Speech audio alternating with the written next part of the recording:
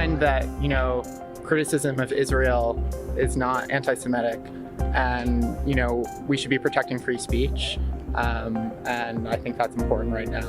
I'm glad Harvard's standing up for free speech. I think that if Harvard really cares about whatever particular piece of research currently funded by the federal government, they'll be able to find the money in their budget to support it.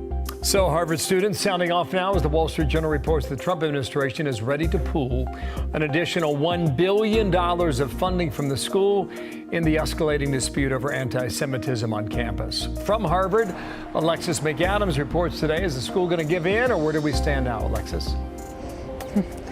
Hey, Bill. Well, it doesn't look like Harvard is going to give in to any of the demands. And every single time this Ivy League school pushes back and kind of blows off the Trump administration, they just get hit harder and harder. Now looking at even more funding cuts as the administration says hand over every single detail and report about anti-Semitic incidents that happened on this campus.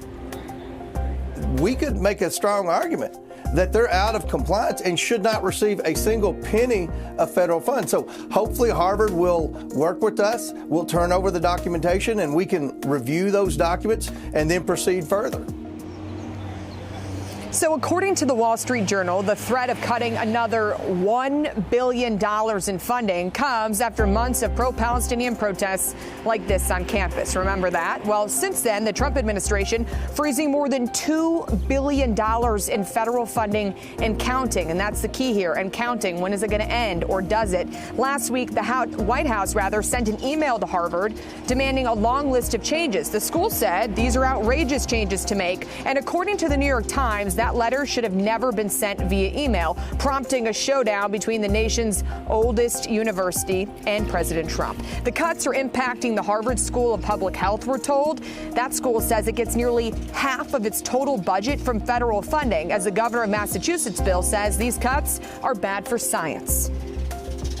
Research labs are shutting down. Scientists and researchers are leaving the United States and going to other countries to do their work. And essentially, Donald Trump is giving away intellectual assets. And it's not just the funding cuts that are impacting science, according to the governor. The White House is turning the screws yet again, threatening to pull their tax-exempt status. And this campus is huge, so if they have to pay taxes, they're going to be spending billions of dollars. We'll keep an eye on it. Okay, we shall. We're watching it. A lot of money.